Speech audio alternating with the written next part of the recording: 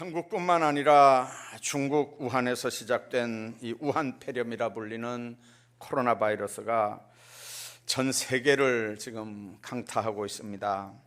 한국도 중국 우한을 다녀온 사람들 중심으로 확진 환자가 12명이라고 보고가 됩니다.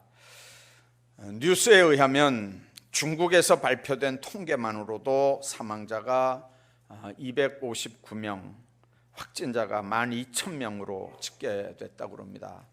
토요일 날 아침 상황입니다. 이번 신종 코로나 확산에 따른 세계 경제 충격이 몇 년 전 사스 사태 당시에 400억 달러인 4배 1,600달러, 우리 돈으로 191조에 달한다는 분석도 내놓고 있습니다. 여러분들, 이런 바이러스의 전염병이 지금 새로 처음 생기는 거냐 하면 그렇지 않습니다. 기록된 가장 큰 사건 가운데 하나가 540년, 서기 540년 로마 제국에 유스티나우누스라고 하는 황제가 있었습니다. 그 황제 때 흑사병이 돌았을 때 그 로마 안에 수도에서만 하루에 5,000명씩 사망을 했다는 기록이 있습니다. 그 5,000명씩, 하루에 5,000명씩 죽어나가는데 예수 믿는 사람들은 거의 죽지 않았습니다. 그래서 로마에서는 그 패스트 원인이 이 크리스찬들이다, 그렇게 생각을 했고, 그래서 무서운 박해를 해서 많은 순교자들을 냈지만 사실은 예수 믿는 사람들이 한 일이 아무것도 없었습니다. 예수 믿는 사람들이 병을 옮긴 게 아니고 예수 믿는 사람들이 한 일이 아니라 사실은 위생 문제입니다. 유대인들은 우리가 아는 대로 손발을 자주 씻습니다. 나갔다 들어오면 무조건 손 씻습니다. 더러운 걸 보면 더러운 걸 봤다고 눈을 씻습니다. 더러운 소리를 듣고 안 들을 소리를 들으면 그 사람들은 귀를 씻습니다. 더러운 말을 했다면 입을 씻습니다. 그리고 오만한 자들과 함께 자리에 앉았다면 그들과 함께 숨을 쉬었다고 코를 물로 씻어냅니다. 모두 건강을 위해서 한 일들이 아닙니다. 신앙적인 이유 때문에 손도 씻고 입도 씻고 귀도 씻고 눈도 씻고 코도 씻었습니다. 신앙적인 이유 때문에 했던 일들입니다.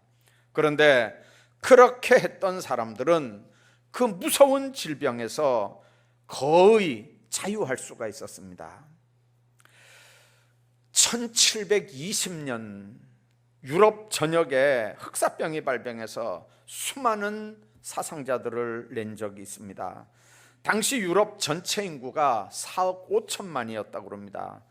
그런데 이 패스트가 지나간 다음에 그 3억 5천만대로 인구가 줄었답니다. 그러니까 그 패스트 때문에 1억 명이 죽었습니다. 유럽에서만요. 그리고 전 세계적으로 그 기간에 2억 명 이상이 패스트로 죽었습니다. 여러분들, 그때는 전 세계 인구가 그렇게 안 많을 때입니다. 얼마나 많은 사람들이 유럽 중심으로 죽어갔는지 모릅니다. 흑사병, 또 패스트, 이렇게 얘기하는 그 병명은 원래 흑사병입니다. 죽은 시체가 새까맣게 돼가지고 죽어있기 때문에 사람들이 흑사병으로 얘기하는데, 쥐에 기생하는, 들쥐에 기생하는 벼룩에 의해서 이 패스트균이 옮겨져서 발생하는 급성 열성 감염병이 패스트입니다. 그래서 흑사병을 패스트라고도 하고, 원래는 패스트인데 죽은 시체가 새까맣다고 그래가지고 흑사병으로 그렇게 이제 이름을 붙였습니다. 이제 그때도 유럽에서 특히 수도원이나 신실한 크리스천들은 거의 희생당하지 않았습니다. 역시 청결한 위생 문제 때문에 그랬습니다. 지금은 참 문명이 많이 발달했습니다. 지금은 흑사병이 없을 줄 알지만 작년 5월 달에 중국 내몽골 바얀올기 지역에서 설치류인 마못, 생고기와 생간을 먹은 남녀가 흑사병으로 사망했고, 그들과 접촉한 118명이 그 문제가 있어서 격리 수용을 하면서 6일 동안 항생제를 투여했다, 그렇게 발표를 했습니다. 네, 국내 언론에는 안 알려졌지만 격리 조치된 118명 중에 한국 사람도 몇 명 포함되어 있는 걸 그냥 쉬쉬하고 한국에서 넘어갔습니다. 그게 5월 달입니다. 작년 5월 달입니다. 근데 작년 11월 12일 날 베이징에서 패스트 환자 2명이 또 발견이 됐습니다. 이 환자들은 야생 토끼를 잡아서 그 토끼를 날것으로 먹었습니다. 물론 토끼 간도 날것으로 먹었고요. 왜 그걸 먹었냐면 야생 토끼 생 그 간이 스태미나 음식이랍니다. 그래서 쾌락 추구를 위한 스태미나 음식이어서 아주 건장한 남자들이 먹고 이제 죽은 사건들입니다. 만일 옛날처럼 의학적으로 그게 이렇게 덮여졌다면 작년 11월 달이니까 아마 지금 1월 달 아닙니까? 2달이면 틀림없이 그 패스트는 한국에 틀림없이 감염됐을 겁니다. 여러분들, 구조적으로 위기라고 하는 표현이 있습니다. 우리나라는 말 그대로 이름 그대로 금수강산입니다. 그런데 글로벌 시대에 비행기 길 100길이 사방팔달로 열려 있습니다. 코로나 바이러스에 의한 질병만 아니라 망국적인 퇴폐 문화, 세속적인 가치관, 안보 이데올로기는 방역망이 보장이 되질 않습니다.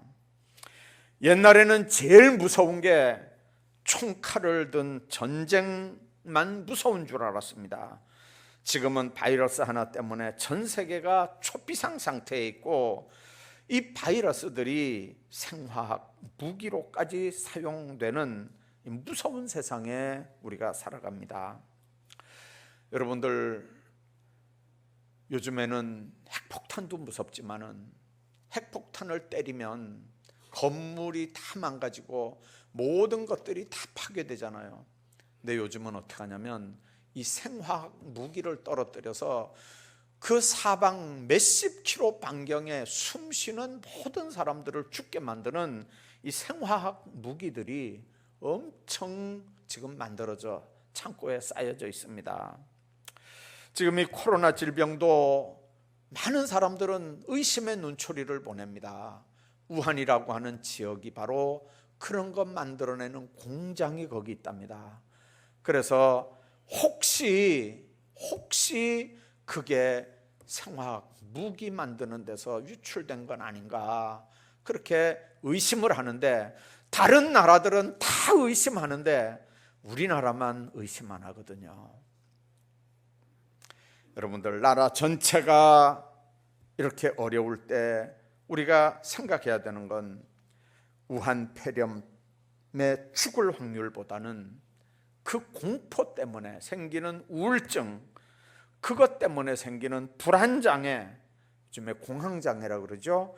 그것 때문에 더 큰 합병증으로 건강이나 생명을 잃을 확률이 더 높다는 게 지금 대체적인 이야기들입니다.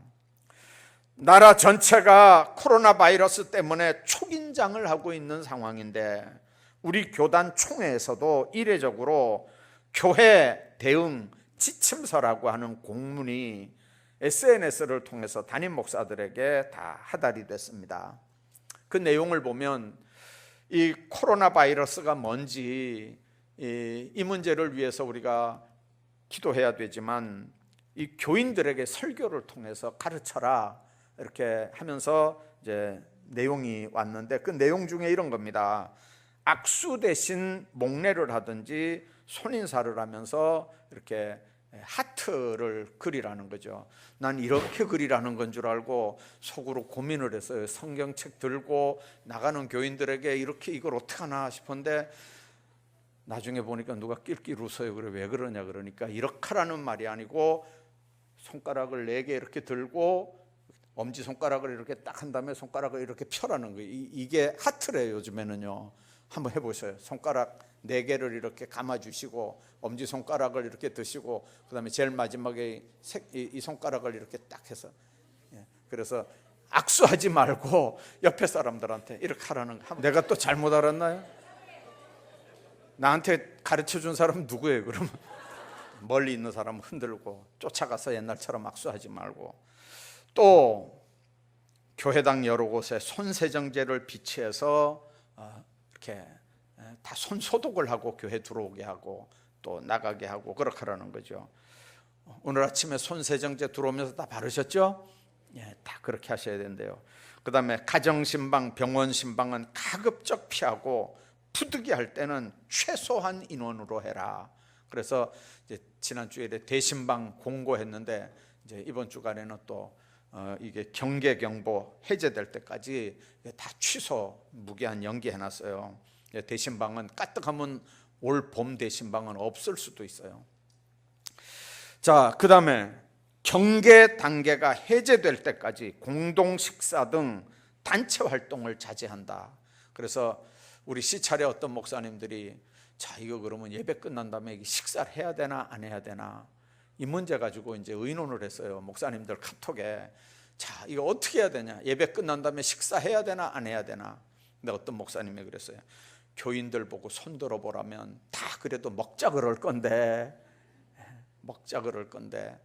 그래서 그냥 우리 시찰은 노에서 총에서 그렇게 공문이 와도 우리 시찰 목사님들은 그냥 우리 교회에서 알아서 그냥 하자, 먹자, 교회에서 점심 식사는 먹자 이랬어요. 단기 선교, 해외 여행 이거는 자제해라. 이게 이제 특히 교회 이름으로 가는 해외 선교는 안 된다는 거죠. 그다음에 일상생활에서 반드시 마스크 착용하고 기침할 때 손수건이나 휴지 아니면 옷소매 등으로 입과 코를 가리고 기침을 해라. 손으로 눈이나 코나 입, 얼굴 부위를 만지지 말고 또 손으로 음식 이렇게 먹지 말고 뭐 이런 내용들을 교인들에게 가르쳐라. 이래서 이제 그 총회 공문이 하달이 됐어요.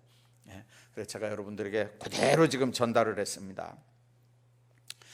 여러분들, 인간이 얼마나 참 대단한 만물의 영장이라고 큰 소리 치지만요, 사실 눈에 보이지도 않는 작은 세균 바이러스 하나에도 생명을 잃을 수 있는 미약한 존재들입니다. 그런데 살아도 주를 위해 살고 죽어도 주를 위해 죽는 하나님의 사람들은 이런 코로나 바이러스 파동도 얼마든지 지혜롭게 이겨나갈 줄로 믿습니다. 오늘 본문 말씀은 유대 나라 여호사밧 왕이 사해 근처에 있는 모압과 암몬이 연합군을 조직해서 공격해 오는 위기에 봉착했을 때 그 위기를 어떻게 이겼는지 극복했는지를 기록한 말씀이 기록이 되어 있는 곳입니다. 나라가 어려움에 처할 수 있는 상황은 꼭 전쟁만은 아닙니다. 국론이 분열되는 것도 심각한 일이고요, 이렇게 생각지도 않았던 이런 바이러스 때문에 우리나라만 아니라 전 세계가 이렇게 초긴장을 하고 살아야 되는 이제 이런 상황에 특히 하나님의 사람들, 주의 백성들은 어떻게 살아야 되느냐 하는 게 오늘 말씀을 드리려고 하는 요지입니다. 우선 하나님의 백성들의 위기를 영적으로 오히려 하나님을 찾는 기회로 삼자는 거죠. 하나님 없어도 잘 먹고 잘 살았는데 오히려 이런 위기 상황이 딱 되면 사는 게 이게 쉬운 게 아니구나, 내 맘대로 되는 게 아니구나, 건강 문제 이건 내 맘대로 되는 게 아니구나, 하나님 앞에 나올 수 있는 축복의 역사가 있어야 된다는 겁니다. 유다 여호사밧 왕은 하나님 공경했고 정치를 잘해서 나라가 흥왕하고 백성들이 편안하게 살았습니다. 자, 그런데 모압과 암몬과 마온 연합군이 유다를 침공해 왔습니다. 유다 왕이 미처 반격할 수 있는 상황이 아닌 상태에서 정말 철벽성들이 하나씩 무너지고 적군들은 지금 예루살렘 가까운 엔게디까지 접근해 왔습니다. 유다 왕이 얼마나 당황했겠습니까? 나라를 지키기 위해서 왕으로 할 수 있는 일이 여러 가지 있습니다. 늘 우방으로 자기들을 도와줬던 애굽에게 돈을 줘서, 그래서 돈으로 군대들을 청해 올 수도 있었고, 아니면 자신들의 군사력을 의지해서 정말 전 군대가 다 가서 죽는다 할지라도 결사적으로 대항할 수도 있는 그런 상황입니다. 그런데 여호사밧 왕은 애굽의 지원군을 요청하지도 않았고 자기 나라 군사력으로도 대항하려고 하지 않았습니다. 오늘 본문에 있는 말씀 누가 전달을 했습니다. 여호사밧이 그 소리를 듣고 크게 두려워합니다. 여호와께로 낯을 향하여 간구하고 온 유다 백성에게 금식하라 공포했습니다. 여러분들, 왕이 제일 먼저 찾아간 곳은 하나님의 성전입니다. 전 국민에게 금식령을 내리고 하나님의 전에 찾아가서 엎드립니다.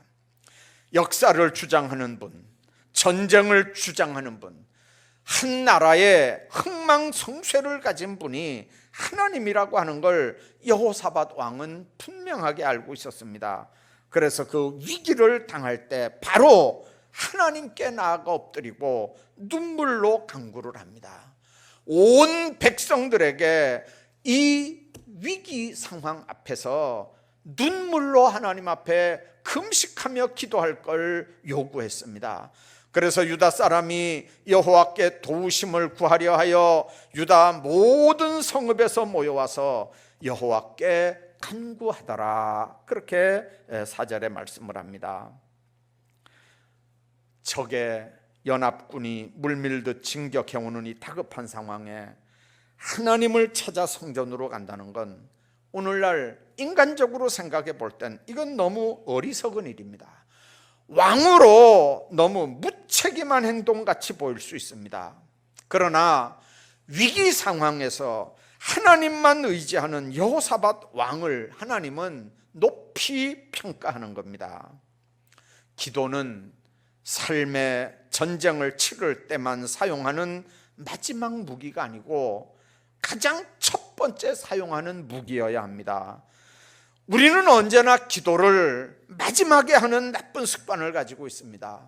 왜냐하면 우리 문제를 우리 힘으로 해결하려고 하기 때문에 그렇습니다. 해결하면 기도할 이유가 전혀 없습니다. 하다가 안 되니까, 그러니까 하나님 앞에 기도하거든요. 여러분들, 내 삶의 모든 문제들이 기도 제목입니다. 예수님도 이 땅에서 힘든 삶의 전쟁을 치를 때마다 제일 먼저 기도했다고 하는 걸 기억해야 합니다. 여호사밧도 그렇게 기도합니다. 하나님, 나는 당신이 과거에도 도운 걸 압니다. 미래에도 도우실 걸 믿습니다. 지금 나를 도와주십시오. 아마 여호사밧 기도문은 성경에 없지만 틀림없이 아마 그렇게 했을 거예요. 왜 그러냐면 6절부터 회중 가운데 서서 여호사밧이 했던 그 내용이 거기 기록이 되어 있습니다. 우리 조상들의 하나님 여호와여, 주는 하늘에서 하나님이 아니시니까 하면서 쭉 하는 그 기도 내용들을 보면 요약하면 틀림없이 그거예요. 과거에 우리를 도우신 하나님, 앞으로도 우리를 도우실 하나님, 하나님 지금 위기 상황에 주님이 우리를 책임져 달라는 거죠. 예수님도 그랬습니다. 예루살렘의 딸들아, 나를 위해 울지 말고 너희와 너희 자녀들을 위해 울어라. 니느웨 백성들이 요나의 설교로 듣고 왕부터 짐승들까지 모두 제에 앉아 회개하고 기도했더니 하나님께서 뜻을 돌이키시고 그 니느웨 성을 구원했다고 그랬습니다. 베드로의 설교로 하루에 3,000명씩 어찌할꼬 회개했다고 그랬습니다. 그게 나라와 민족이 사는 길인 줄로 믿습니다. 현재 우리들이 취해야 할 길도 바로 이 길입니다.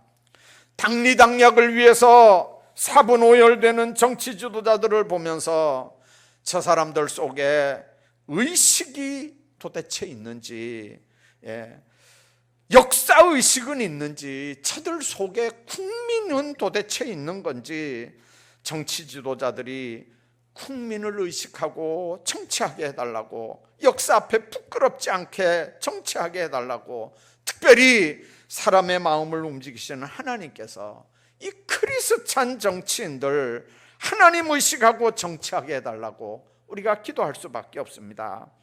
그러나 더 중요한 건 예루살렘의 딸들아, 주님께서 하신 말씀입니다. 나를 위해 울지 말고 너희와 너희 자녀들을 위해 울라는 겁니다. 나라와 민족은 정치인들에게서부터 시작되는 게 아닙니다. 내 자녀들을 말씀으로 양육하고 기도로 양육해내고 그 믿음의 자녀들이 나중에 성장해서 한 나라를 일으켜 세워야 됩니다.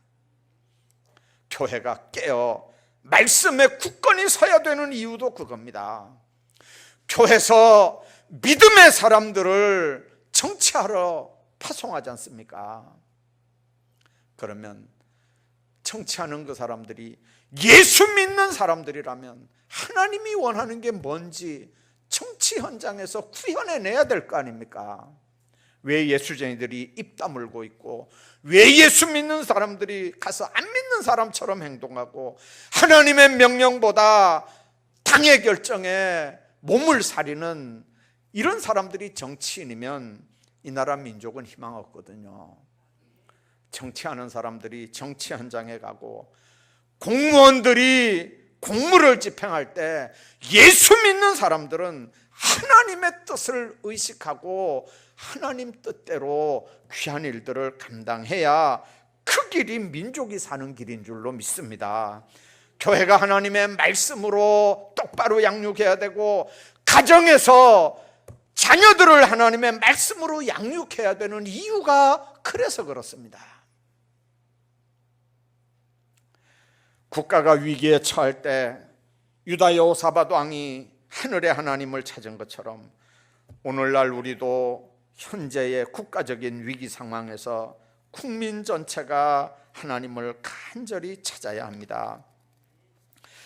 정말 우리가 하나님을 저버리고 오늘날 성경의 애굽 군대 같은 오늘날 막강한 군대, 어떤 인간을 의지한다면 하나님은 더 이상 우리와 함께 하지 않습니다. 등을 돌려버리고 말 겁니다.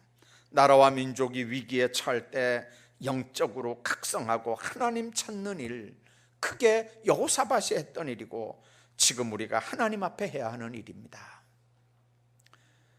여러분들, 우리는 하나님을 믿습니다.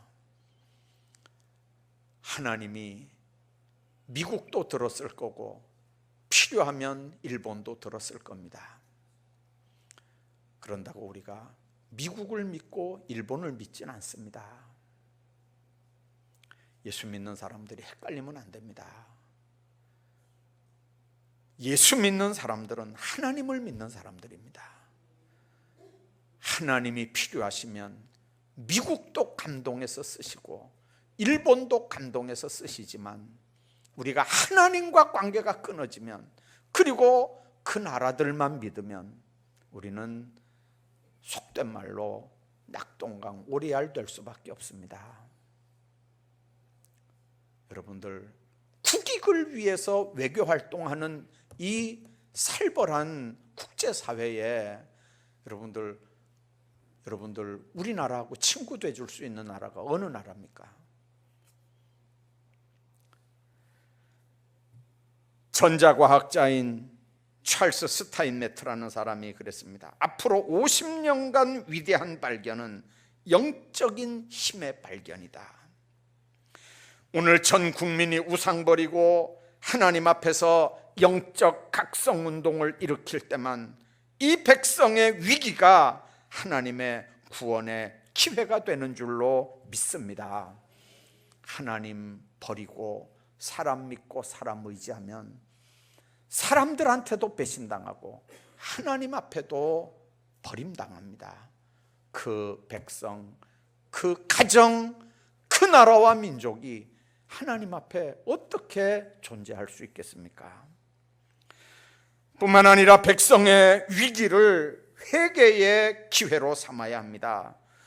여호사밧 왕은 나라가 위기에 처할 때 백성에게 금식을 선포했습니다. 금식하며 하나님 앞에 부르짖자고 하는 겁니다. 우리가 잘못했으면 하나님의 진노가 나타나는 거니까 이 진노의 모습을 보면서 혹 우리가 하나님 앞에 잘못했다면 회개하자는 거죠. 어떤 목사 장로님들 모임에 갔더니 어떤 분이 그런 얘기를 합니다.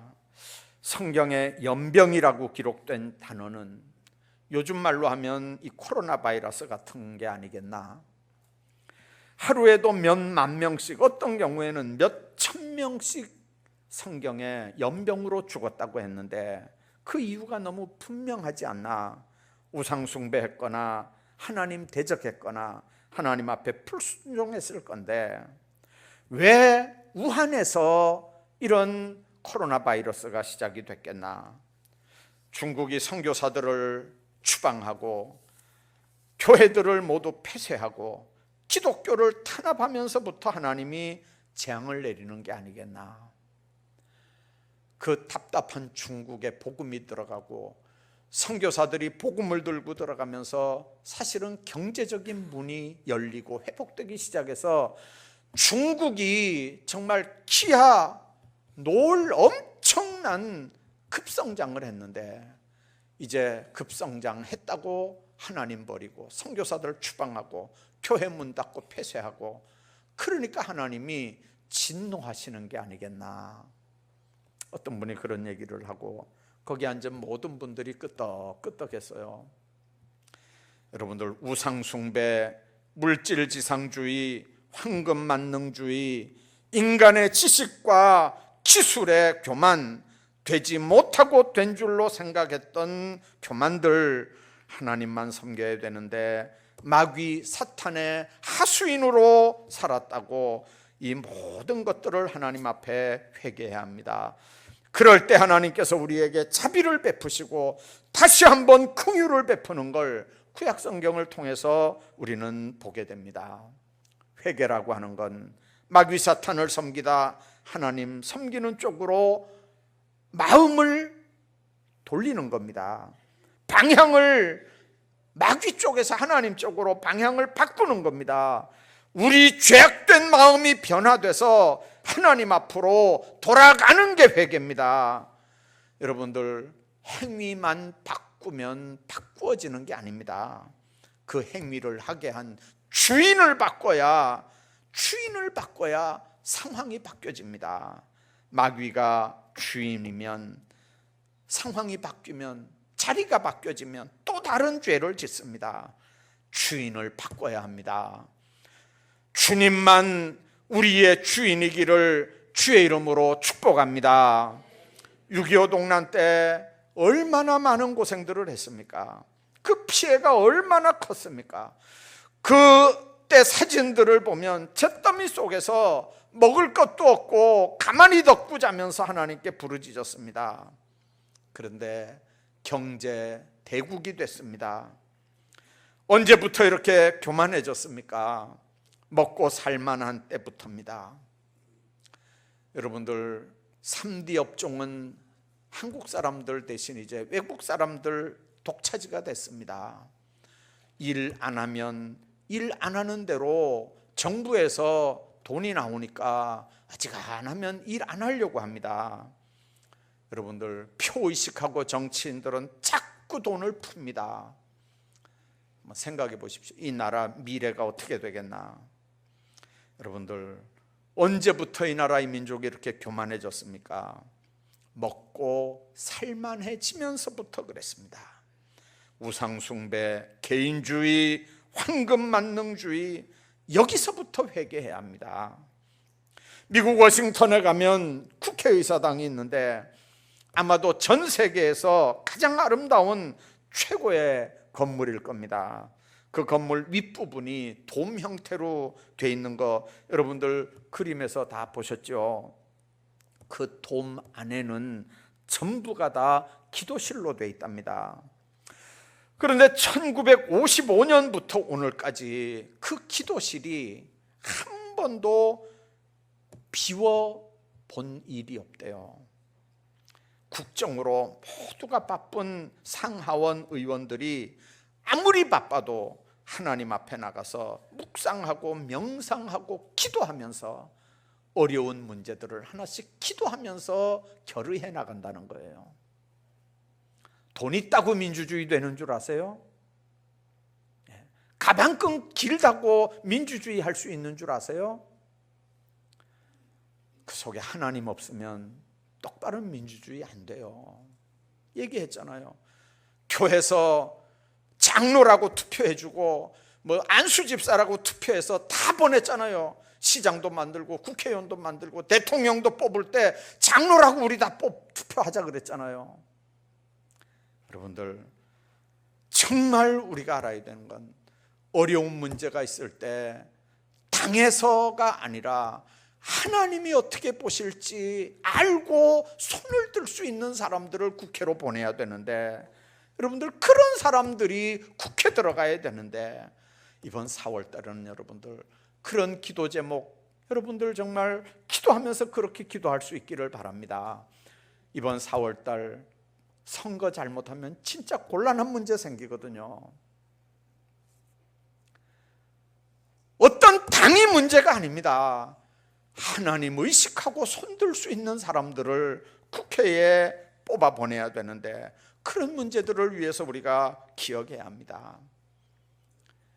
여러분들 예수 믿는 사람들은요 한국당 너무 믿으면 안 돼요. 무슨 민주당 너무 믿으면 안 돼요. 한번 뉴스 한번 보세요. 다 인간들이 자기 이권 때문에 당리당략하게 움직이는 사람들이잖아요. 예수 믿는 사람들이 왜 거기에 어울려 춤을 추냐고요. 예수 믿는 사람들은 하나님의 명령이 뭔지, 하나님의 뜻이 뭔지, 어떻게 해야 하나님의 뜻을 이룰 수 있는지 초점이 거기여야 되지 않습니까?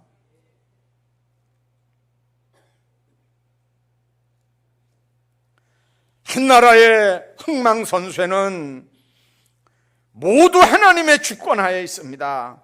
하나님의 도우심이 없다면 우리 인생들의 문제, 우리 국가의 미래는 보장이 되지 않습니다. 암흑일 뿐입니다. 오늘날 이 민족에게 가장 필요한 건 하나님의 은혜입니다. 모든 기독교인들이 한 목소리로 하나님의 은혜를 간구해야 합니다. 기독교인들에게 가장 두려운 게 뭡니까? 그건 하나님의 은혜를 받지 못하는 일입니다. 하나님의 은혜가 떠나버린 개인, 하나님의 은혜가 떠나버린 가정, 국가는 멸망할 수밖에 없습니다. 지도를 펴놓고 보십시오. 최고의 민족은 모두 하나님 앞에 기도하는 민족들입니다.